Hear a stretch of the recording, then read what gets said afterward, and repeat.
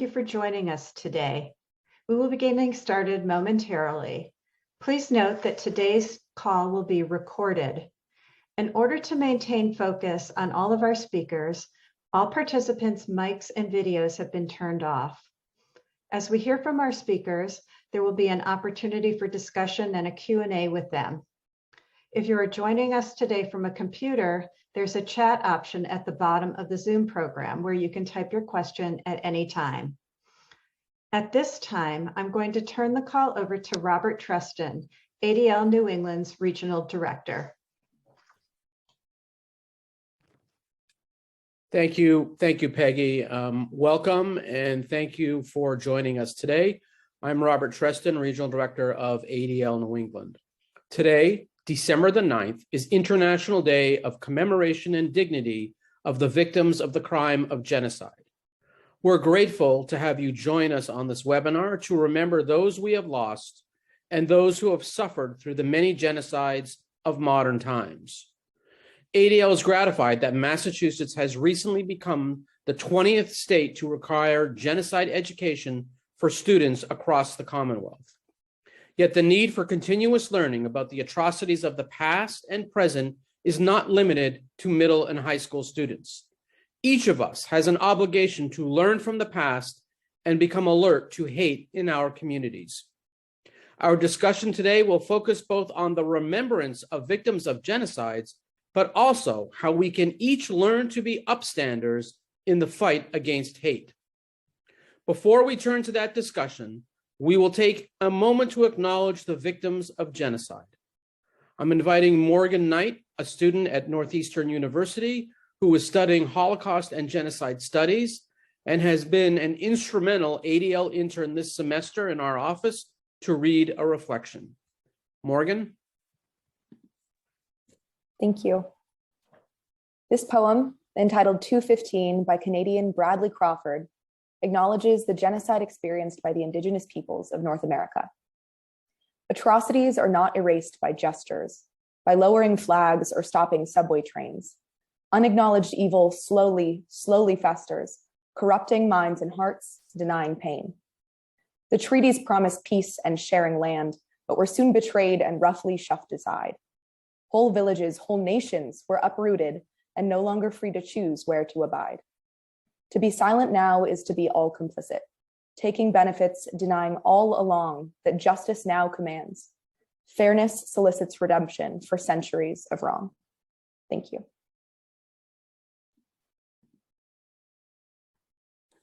Thank you, Morgan.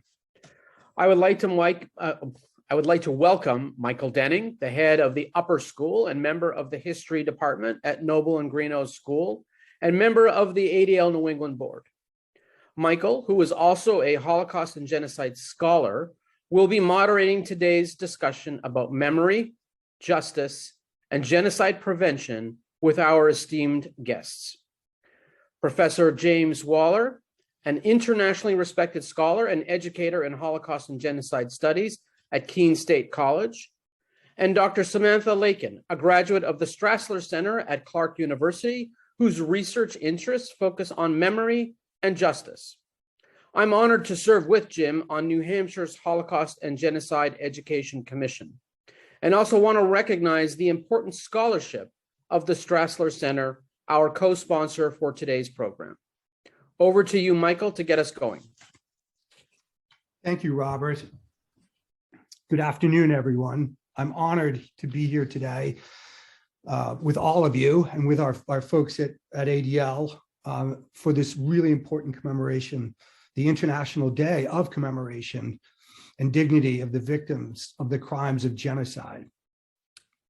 It comes on December 9th, a really important date, and today is the 73rd. The important date of December 9th is today is the 73rd anniversary of the United Nations General Assembly adoption of the Convention on the Prevention and Punishment of the Crime of Genocide. This is so important that we understand this and that we do all we can to keep the memory of all the victims alive. And yet, as we come together today, we have, in a greater sense, we have a larger purpose. It's so important that we talk about the history of genocide, but we're mindful that today's victims of systemic organized human rights abuses, injustices, and the fear of genocide and its roots. For those of us who work in the field of education and genocide studies, we are certainly quite interested in understanding and better understanding what happened, why it happened, what its causes were. But it's more than just a task for historians and teachers of history, because we're thinking all the time in this particular field of the higher calling, which is to try to come together to understand from the present, the past, with the hopes of preventing the next genocide. And as we'll talk about today, those of us doing this work all the time, and we're blessed today to have two of the most important scholars and active researchers in this field right now with us on this panel, it's really important for us to understand what we need to be doing right now to recognize the seeds of genocide, the roots of genocide, and how prevalent that is in our world today. So as we come together and we remember those who have lost their lives to this insidious and most perfidious of systemic crimes, we do so mindful that the work we're mindful of our promise that we made around the notion of never again, and our failure to this point to live up to that promise, and how important it is that we rededicate ourselves in moments like today to jump right into and to do what we can. So like the folks at ADL, and I want to thank Robert Treston for this honor. I want to thank Peggy Schuker, Becca Levitt, Morgan Knight, and everyone who worked to pull this program together. I also want to take a moment to just thank Dr. Samantha Lakin and Dr. James Waller for being on our panel today. These are folks who have dedicated their lives to this work, to the work of understanding the past, to the work of preventing the future that none of us hopes to see. Dr. Samantha Lakin is an expert on transitional justice, atrocity prevention, and human security. Dr. Lakin has led research and policy teams in Rwanda, in the DRC, Ghana, and Uganda. She's worked with organizations including the Kigali Genocide Memorial, Search for Common Ground, Inclusive Security, and the American University of Iraq. A frequent commentator and published author on issues of global social justice and human security, Dr. Lakin is the author of the recently published acclaimed book, Heroines of Vichy France, Rescuing French Jews During the Holocaust, which was published in 2019 by Prager Press. An important contribution to this field, this emerging field of upstander studies, which we'll talk more about. Dr. Lakin has received her PhD from Clark University Strassler Center, an MA in Law and Diplomacy from the Fletcher School of Law and Diplomacy at Tufts University. Dr. Lakin's also held fellowships at Harvard University and through the Fulbright Foundation in Rwanda and Switzerland. James Waller is one of the most accomplished scholars in the field of Holocaust studies. He is the inaugural Cohen Professor of Holocaust and Genocide Studies at Keene State College in our neighboring state of New Hampshire. It's home to the Cohen Center for Holocaust and Genocide Studies. Professor Waller is a widely recognized scholar who has held visiting research professorships at the Technical University in Berlin, the Catholic University in Eichstätt, Germany, and in the George J. Mitchell Institute for Global Peace, Justice, and Security at Queen's University in Belfast, Northern Ireland, a place he studied in great detail. Dr. Waller has done extensive research in perpetrator behavior, interviewing over 225 perpetrators of Holocaust during his career, and has advanced our education and understanding of perpetrator behavior. He has lectured at over 100 universities. He's served at fellowships at Northwestern and at the Center for Advanced Holocaust Studies at the United States Memorial Museum in Washington. He also directs and teaches in the Biennial Summer Institute on Genocide Studies and Prevention and serves as the director of academic programs with the Auschwitz Institute for the Prevention of Genocide and Mass Atrocity. A prolific author, Dr. Waller's published 6 books and dozens of articles and book chapters. and many, many, many op-eds and articles. And he's done work in the public policy sphere in too many places to talk about here, including most recently his work with the ADL to make sure that legislation on Holocaust education is adopted in as many places as possible, but most recently in New Hampshire. So I thank you, Dr. Waller. Thank you, Dr. Lakin, for being with us here today. And I thought maybe we jump in to our conversation by talking a little bit about the concept of genocide. It's something that we talk about frequently, and yet we know from so much research by the Pew Institute and many other institutions that many folks out there don't really know what it is. We also know that it's a controversial term. It's a term that, when applied, has tremendous public policy and international security implications. In other words, it's a term that a lot of people think they know something about, and yet the research would suggest that lots of folks don't. So maybe we could just start with some definitions. So Samantha, maybe you could kick off our conversation with a little bit of an explanation of your work, but by way of definition of genocide. Sure. Well, thank you so much for having me here today. I really appreciate the opportunity to be amongst the ADL, your staff and board, with Jim, with Dr. Waller, and all of the educators, victims, survivors, others who are interested in this subject. It's really heartwarming in, I think, such a hard time in the world to see that people care and are turning up. So I'm grateful to be here. So I wanted to talk a little bit about the role of definitions, especially in the work of looking at when something is categorized as a genocide and what happens at that point. Most of my field research and my dissertation focused on the genocide that took place in Rwanda, which was legally categorized as a genocide by the International Criminal Tribunal for Rwanda. And the definition of genocide, as it reads from the 1948 Convention, I'll just read it very briefly and then move on, because I don't want to tell you things you already know or can find quite easily.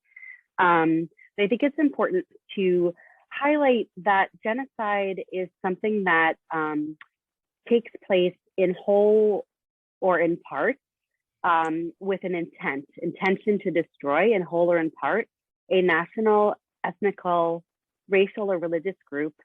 And then there are a number of methods in Article 2 that talk about the patterns of killing members of the group, causing serious bodily or mental harm to members of the group, deliberately inflicting on the group life conditions that would bring about their destruction, and also forcibly transferring children to another group from their own. And while these patterns are unique to the crime of genocide, in addition to the intent to destroy, those all fall under this legal category. For me, I think the interesting thing is many cases historically and today don't fall under or are not legally classified in a court of law as crimes of genocide. We have crimes against humanity, war crimes, ethnic cleansing, atrocity crimes, lots of new categories legally and sociologically emerging that describe different patterns of violence. And for me, they're not necessarily any less than if it's not categorized as genocide. The truth is people are still truly suffering in ways that are extraordinary and that warrant attention, intervention, policy changes, societal changes, etc. And so I find that hearing the word genocide might trigger, oh, we have to act, might push governments into those spaces and places. But in actuality, I think in terms of education and also the fact that these crimes impact people's lives, calling something genocide matters in terms of how to address it in the court of law. But there are other crimes that are just as heinous and terrible, even if even if certain cases are not categorized as genocide. So looking at emerging cases like Rohingya, Uyghur cases, Yazidis, some which have been called genocide and stuff like that. So I will stop there for now, but the main point of genocide is a particular definition and crime category. But for me, it doesn't mean that it's any worse than some of the other crimes that are taking place. It's just different. Thank you, Samantha. So Jim, turning to you and some of your work, again, we talk about genocide, and for many of us, our entry point into this conversation has been our studies of the Holocaust. But we also know since then, there have been far too many genocides. Since we first uttered the words "never again," genocides have happened across the world. And you've spent a great deal of your career doing comparative work and trying to understand the roots. And one of the things I've learned from you over the years is this idea that no society is immune. And sometimes we sit here in Eastern Massachusetts in our schools and we think, well, genocide happens to other people in other places, other cultures. And yet I've also learned from you that it's happened here. And so maybe you could talk a little bit about why this education is so important, why how it's happened here, and why no society is immune. Well, thank you, Michael, and thank you, Samantha, and thank you to our friends at the ADL for organizing today's important event and commemoration. I want to emphasize that as we talked about the build up to this program, that really the focus of it, and it certainly is a focus of ADL, is action. That it's not just a day of remembrance and commemoration, but it's a day that pushes us and drives us and challenges us to action. And I think the key action, as Michael just mentioned, is, are we satisfied to live in a world in which never again is just a fantasy at this point? The first time we see the phrase never again is at the liberation of Buchenwald. A Russian prisoner of war is holding up a sign in Russian that says never again. And the world has caught on to that two-word phrase, but in many ways, as one journalist has said, never again only has meaning if by it you mean never again would the Holocaust happen in Nazi Germany in 1939 to 1945. In truth, it's been ever again and again, that we have such a difficult time learning those lessons of history. And part of that, I think, Michael, is exactly what you pinpointed, is when we think of genocide, and Samantha's given us a good introduction to the word itself, but when we think of genocide and genocide education, we tend to think of the final end state of it, the mounds of bodies at concentration camps in Birkenau, the bodies flowing down the river, Kagera River in Rwanda. But genocide education and making never again a reality is not about getting stuck in that end state, because if that's where we start, it's hard to explain how we got there. And if we can't explain how we got there, we don't really have any idea how we can stop ourselves from getting there in the future. So to me, the heart of genocide education is going back to the beginning and recognizing what I think is the most important word in genocide prevention, which is process. What is the process by which genocide and atrocity crimes unfold? The process doesn't start with the end state. The process starts somewhere here at the beginning with attacks on civil rights, attacks on human rights, dehumanization, othering, deep political, social, racial, religious, tribal divisions that we seem to get entrenched in, so they become deeper and deeper and deeper. So I think the point in the hope of genocide prevention and the hope of making never again a reality is, can we recognize those early warning signs? And secondly, can we admit, and Michael, this is a hard, honest truth to admit, can we admit that no society in the world is immune from genocide? Our country was founded on the extermination of one people and the enslavement of another people. Obviously, our country isn't immune from this. But if we act as if it could never happen here, that's precisely the door that allows the process to start for it to happen here. Thank you, Jim. And thank you, Samantha. I guess you're following that thread a little bit. What is it that about the human experience that causes us to forget? The notion of never again, or causes us to ignore, some of these things that have happened in our history. So many of my students will say just that, well, it's never happened here. It's not likely to happen here. And yet, when we hold up the historical lens, as we do, we see that there's lots of examples in history where it has happened. And yet, we have such a difficult time, coming to grips with that. I'm thinking about Helen Fine's, the famous sociologist Helen Fine, who had her notion of the universe of obligation. And maybe Samantha, you could talk a little bit about this notion of the universe of obligation and why it seems to be so small or so hard for us to access. Sure. I think in terms of you talking about the human experience, or the combination of human psychology, external or sociological factors, political factors, all these things at play, as Jim mentioned, leading up to that end result. Those early warning signs, we can categorize them, we do categorize them, and looking kind of at that as a process in order to understand how did we get so far to an end result of, as Jim mentioned, these kinds of killings and crimes. In terms of human psychology, even looking at the US today, I mean, we have students on campus and in high schools who are really concerned about the state of the world, and in their minds are going back into what they know rather than reaching out to learn and understand something new. And I believe that those divides really relate to these kind of the universe of education that affiliation that what makes me comfortable and safe makes me comfortable and safe. It makes me not want to reach out to someone who's different. It makes me not want to engage in a conversation that's difficult or that threatens my identity, that threatens my sense of safety or knowledge. I just had the opportunity to facilitate a seminar at Harvard with Professor Dan Shapiro, and we were using the case study of post-genocide Rwanda. And one of the most interesting things in the classroom was that students were very uncomfortable playing roles that they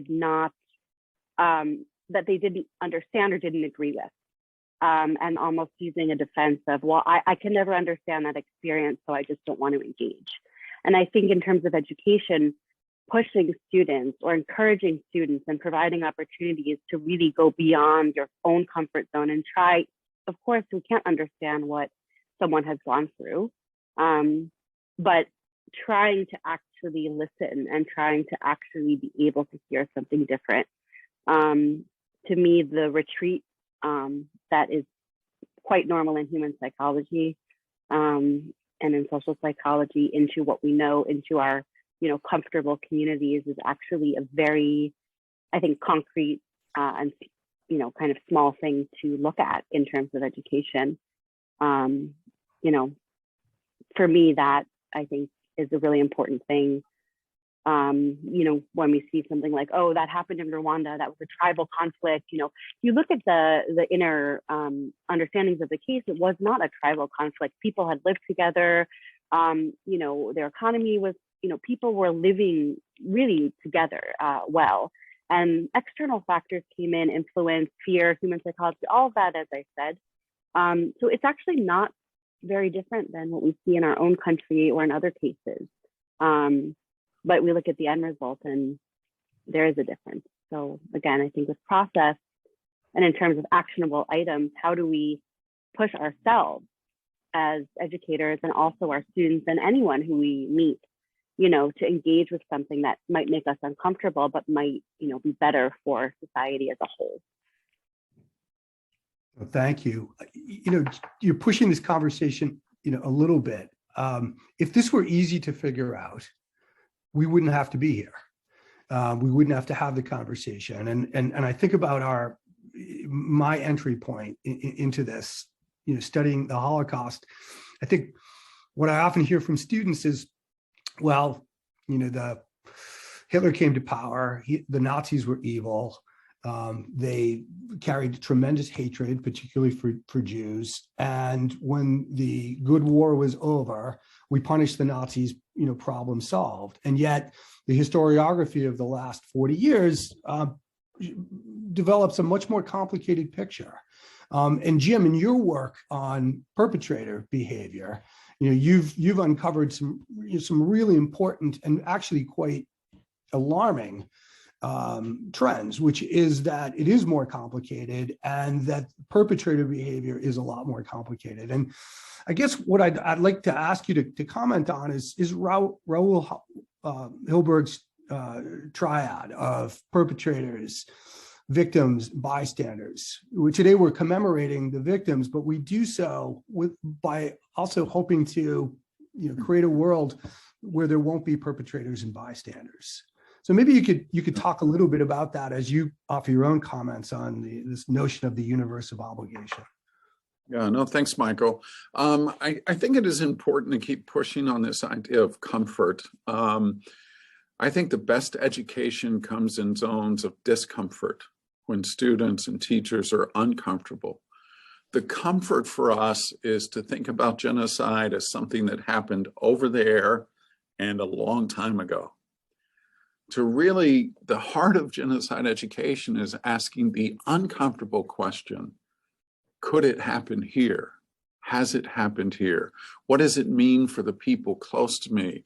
And Michael, in my work on perpetrator behavior, I see this same psychological dynamic taking place, that people are very willing to engage the notion that ordinary people can commit genocide and mass killing, as long as we're talking about those ordinary people in that country and those ordinary people 60 years ago.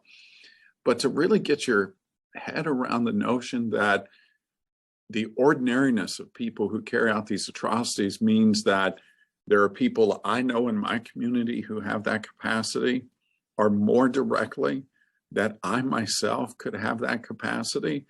Those are the discomfortable places where I think growth really happens. True growth happens, where I think true education happens. And I think this is where the challenge of genocide education is, that it's not a historical lesson, it's a human lesson.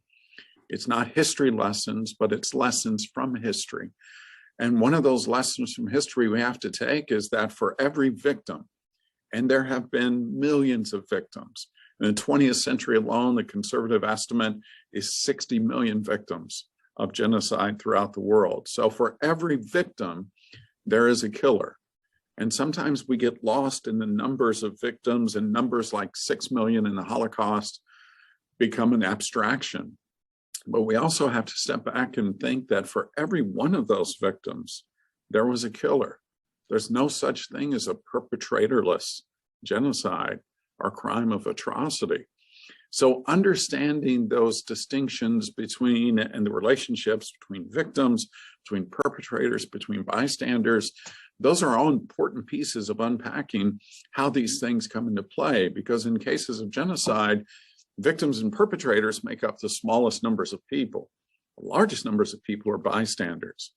What does it mean to be a bystander? Are you in some form a perpetrator if you're a bystander? Are you in some ways a victim if you're a bystander? So I think it's pushing the boundaries of those categories and asking particularly, what does it mean for my community? And what does it mean for me and my own self-understanding? Because I really do believe that all self-understanding, even when it's painful, even when we come to grips with something about ourselves we're not thrilled with, is good understanding. It's important understanding. And I think that is, for me, the heartbeat of genocide education, is not the history lessons, but the lessons we take from it about who we are, the things we're capable of, both good, bad, and also indifferent, and what it means for the world we live in today. Thank you. I've been doing a lot of work, as I think I shared in our in our prep session on bystander behavior, and what a broad category, as you just suggested. You have folks that are bystanders that become perpetrators. You have folks who are bystanders who become upstanders. You have silent collaborators, and everything in between. And it's really difficult to pin down. Samantha, you've done a bunch of work in the field of bystander behavior and bystanders who became upstanders. That's the topic of your recent book that I commend to all of us. What causes those folks to rise to the occasion, to to fight against so many of the cultural forces that seem to be suggesting that they should behave in a particular way that supports the genocide happening? Sure. I think one thing I want to point out is in kind of the abstraction or theoretically, it sounds neat, as in a bit categorically neat or what are the factors that would cause someone to act? Of course, we would all wish, as Jim said, that we would not be the one to harm someone else, and we would be the one to stand up or to, resist. And I think that oftentimes when the genocide happens, there's already been so much destruction and so many things that have happened prior to maybe those first acts that people often feel that they can't. So the physical threats to their own personal security, looking at case of Rwanda, for example, there's a huge number of kind of mass participation. That doesn't mean everybody, physically harmed someone. We have some victims on and survivors on this chat, so I'm not going to be too explicit. But there were some people who looted homes. There were some people who just helped, kind of create a noise and create commotion while this was happening, who were then arrested and also tried as perpetrators. So, what does this exactly mean when someone comes to you and says, you're a member of our group, and we if you're not with us, you're against us, and that physical security is threatened. Also, ontological or existential security. When there are land shortages, food shortages, other resource shortages. I think that these stresses on the individual, in addition to propaganda, if we let these people come in, if we let these people back, they're going to take what's ours.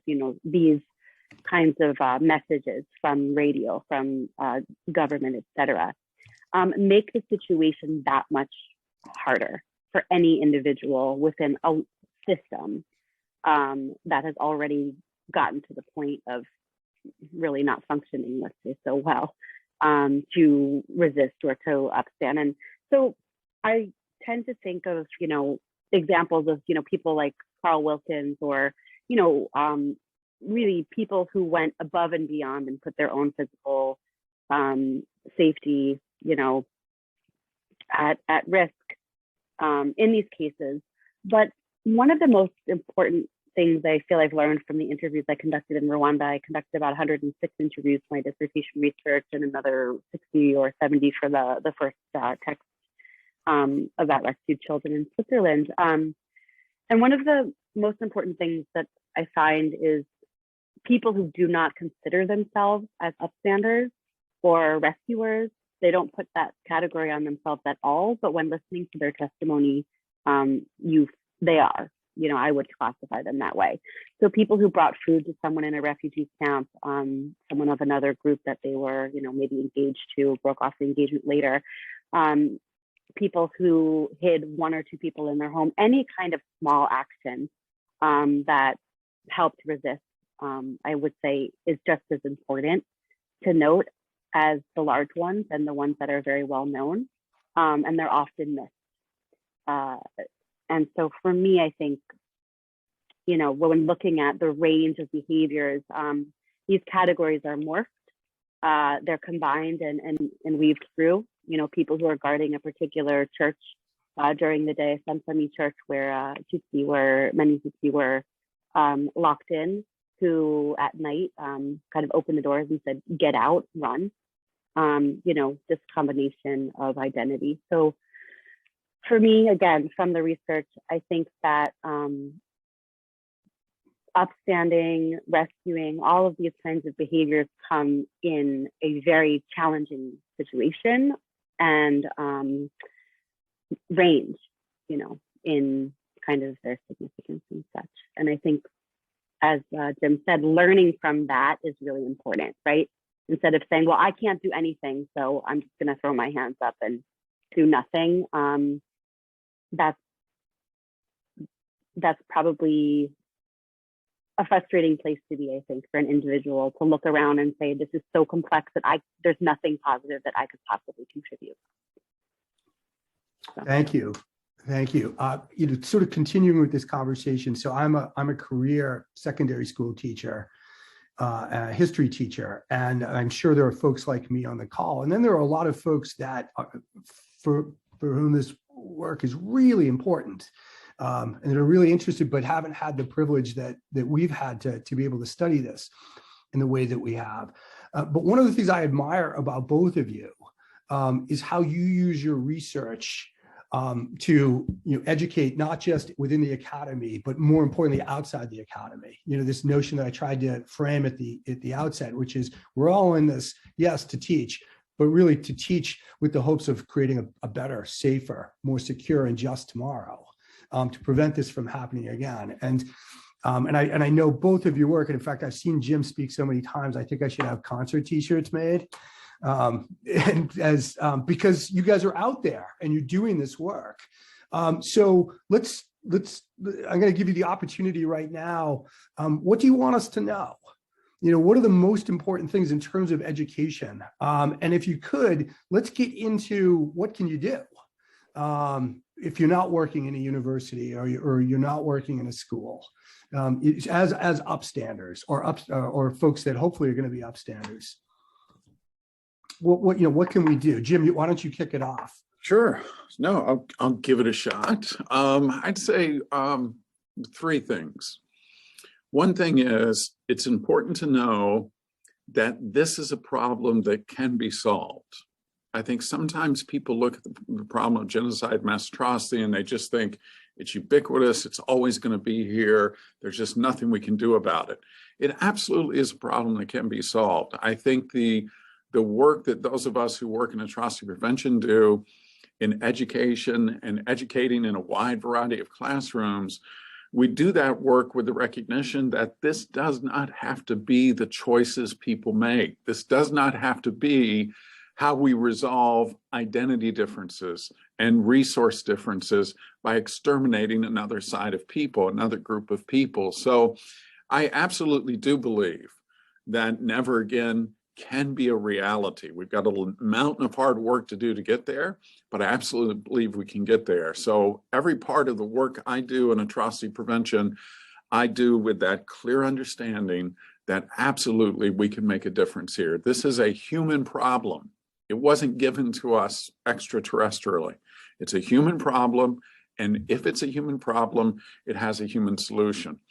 Second thing I'd say is that this is a human solution that involves, as you said, Michael, all of us. It's not just something we limit to classrooms.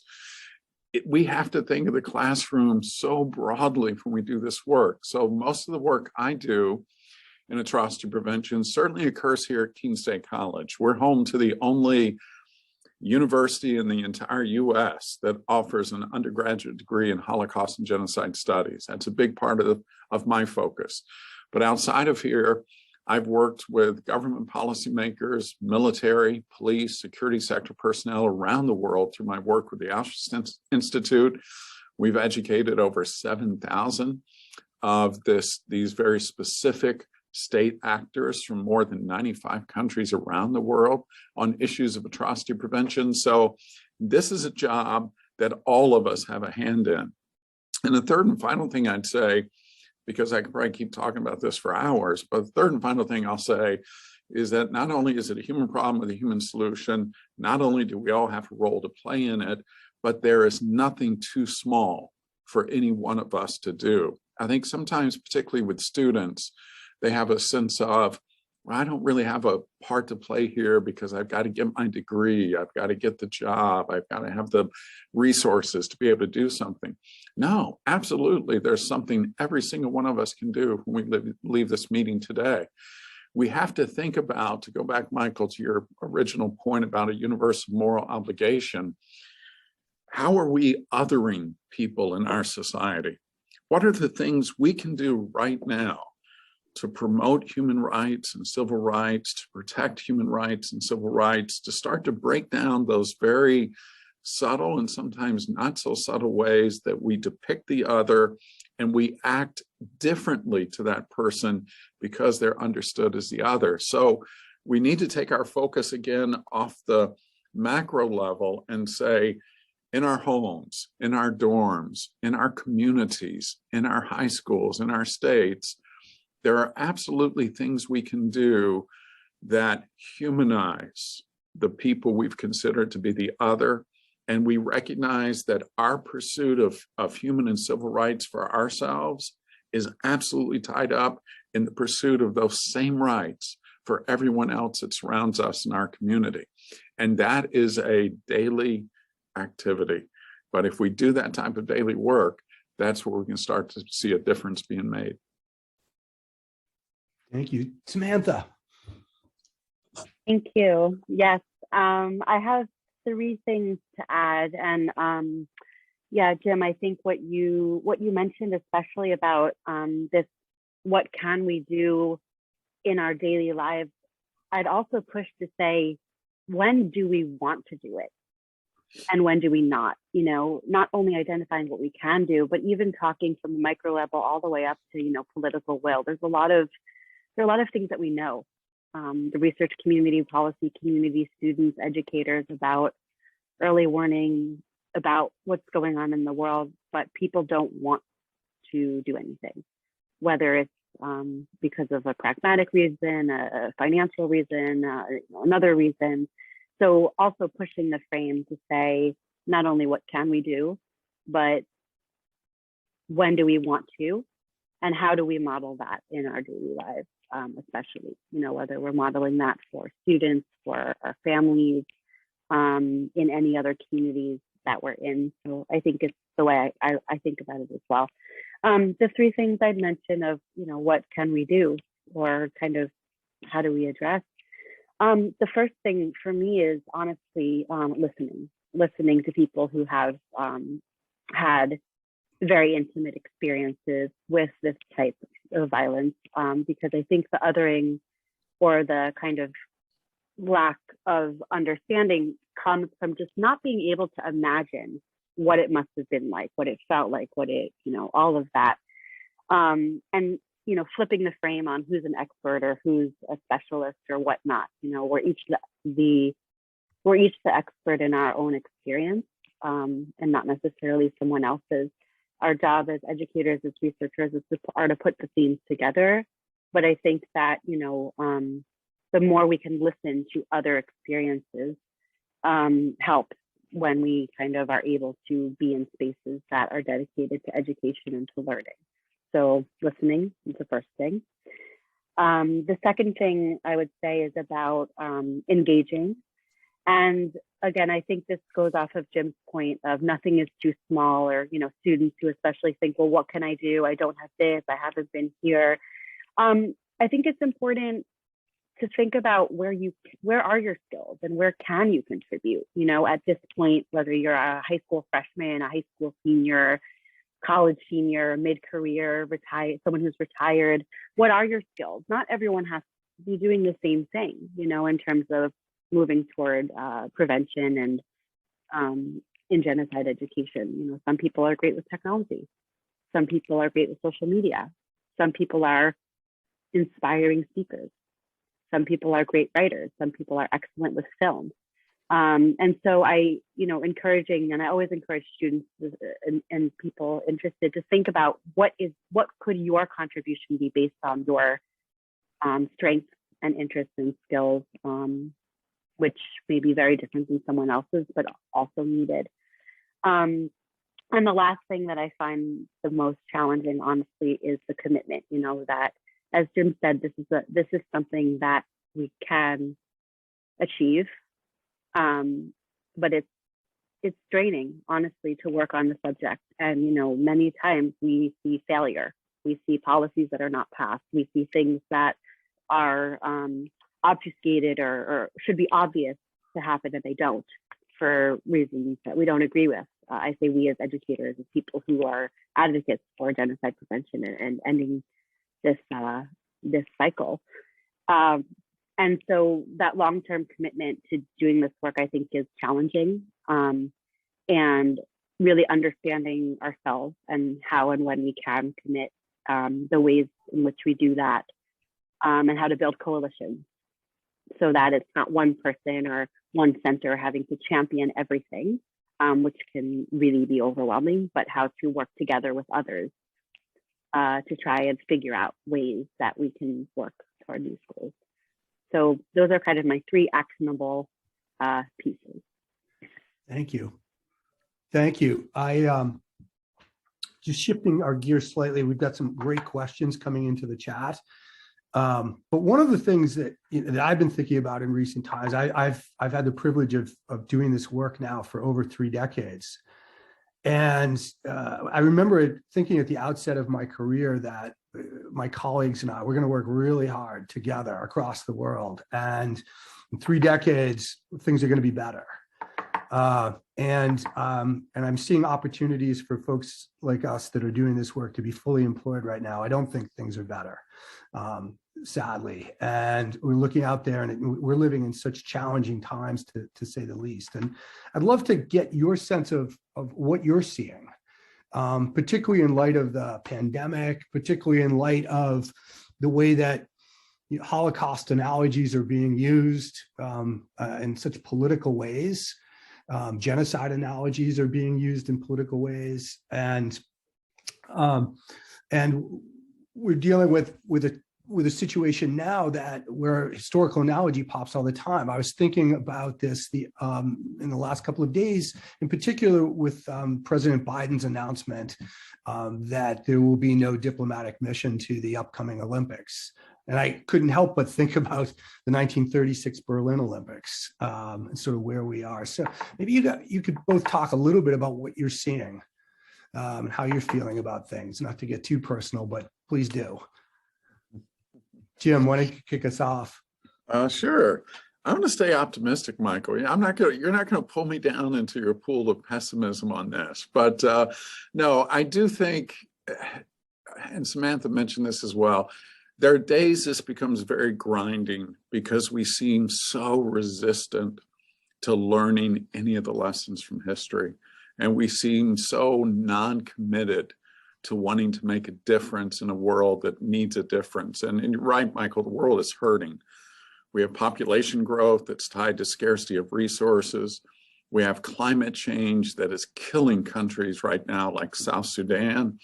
We have increasingly deepening divisions based on identity, racial, religious, social, political identities. I mean, it just seems like we're so intent on still finding ways to tear ourselves apart.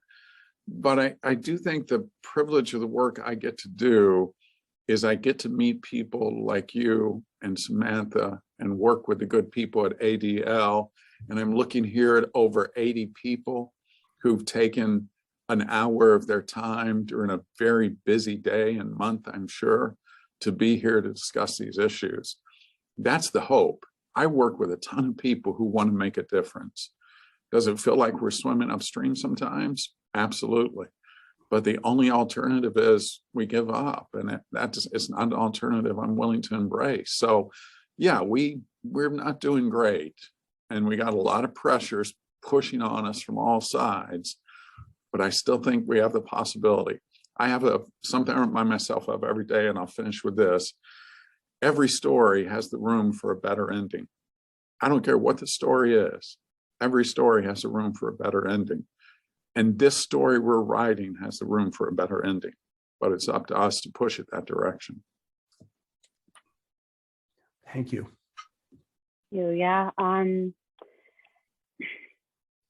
I think working across, for me, having spent so much time internationally in different communities, different languages, spending a lot of time at genocide commemorations themselves with survivors as they are reburying family, as they are remembering family. Been very privileged to be invited into those spaces, as challenging or uncomfortable as they might be. The privilege to be invited into a space like that is one that I don't wish to ever take advantage of. And so for me, I think where we're at is, looking at these different spheres, political will is really a big problem. We have a huge issue of, we know what's going on in the world. In education, we're doing all right. There's a lot of optimism. Youth are resilient and excellent and wonderful. And mapping that onto the constraints of different, U.S. government, other governments, state, legislatures, international, multilateral, mapping that on is very, very, is not a great outlook to me right now. And so I think that one of the most important roles that I found myself playing, especially when I have students coming to me saying, what's happening with the Uyghurs is terrible, but I don't know what to do. I'm in DC or I'm at, whatever university, I don't know what to do, is trying to communicate what it's like to be in someone's home as they're remembering, to someone who is in the seat of making policy or, deciding on budgets, or ambassadors, whoever it is, and trying to bridge that gap in a very honest way. And people don't always like to hear it. But I think that, as Jim said, we have to keep trying, because the alternative of not doing anything for me is not acceptable either, to me personally. No, thank you. Samantha, in our conversations, one of the things I've learned is all the work that you've done in memory, and what an important topic that is. And I think, as I think of areas of genocide studies that are so important, not only in terms of education, but also in terms of public policy, and perhaps helping folks to widen that universe of obligation, is this notion of memory, and also our studies of what happens to communities after genocide. We haven't not. It's one of the the great humiliations on top of the atrocity, is that afterwards so many of us forget. Can you talk a little bit about your memory work and what happens to communities? And I know they're separate, but maybe see if you can connect those for us. Sure. Yeah. I think that, again, there are these different levels of remembrance and of engaging in memory. There are very official levels, like the establishment of the U.S. Holocaust Memorial Museum, Auschwitz as a concentration camp now being a place of education.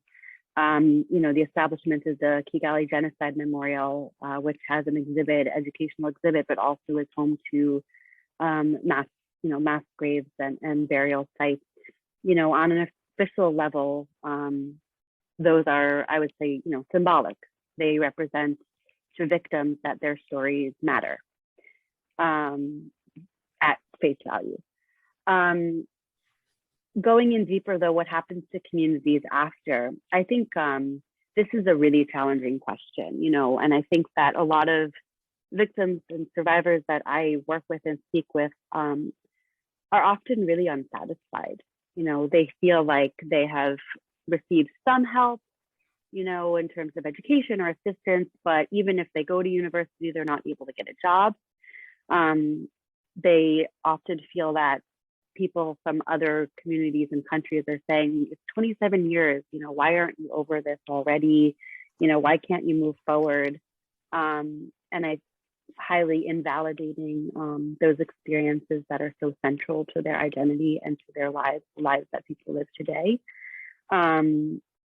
And through memory work, you have survivors saying, I don't need a day, a week, a month to remember the people I lost. It's with me every minute of every day. And others who say, I can't function. I won't be able to function if I don't kind of put it aside for a bit and then have periods to come back to it. And so I think that, you know, my dissertation, my doctoral research really looks at the variety of desires that people have in the aftermath of genocide and how to reconcile them with each other and with different goals of the state, of different stakeholder groups and whatnot. And again, that's why I say listen, you know, because sometimes something that someone might want is very, very simple, but it's not something that you would expect or, you know, the government would expect. I hope that answers your question a little bit. I could go on. No, that's great. But yeah. That's great. And Jim, I want to give you a chance to respond, but I know we're coming short on time here. And sadly, we only have a few more minutes with both of you. And I'm a teacher, we're teachers. There are a number of teachers on this. We give homework, but this is really important. And I need for you to give us some homework. What should we be doing next? Can you give us a couple of action items as we reflect on today and as we think about what we're going to do next to help you and your work, and by extension, extend this work and grow our universe of obligation?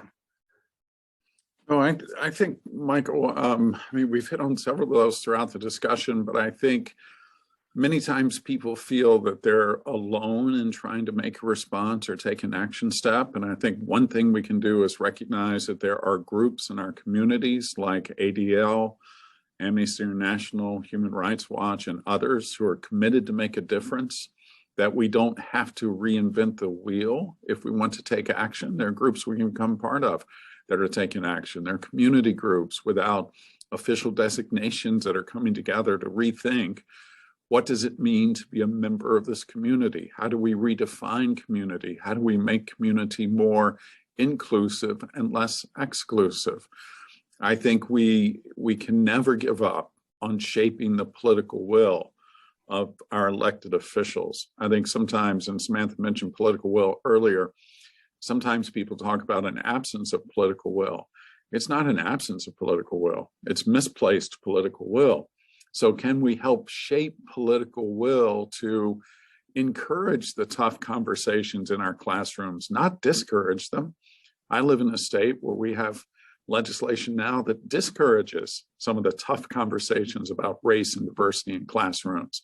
That's not going to make us better. That's not going to get us to a better place. So I think we can think differently about that. And finally, I'd say in terms of immediate homework, we have access. I was talking with this to my students yesterday.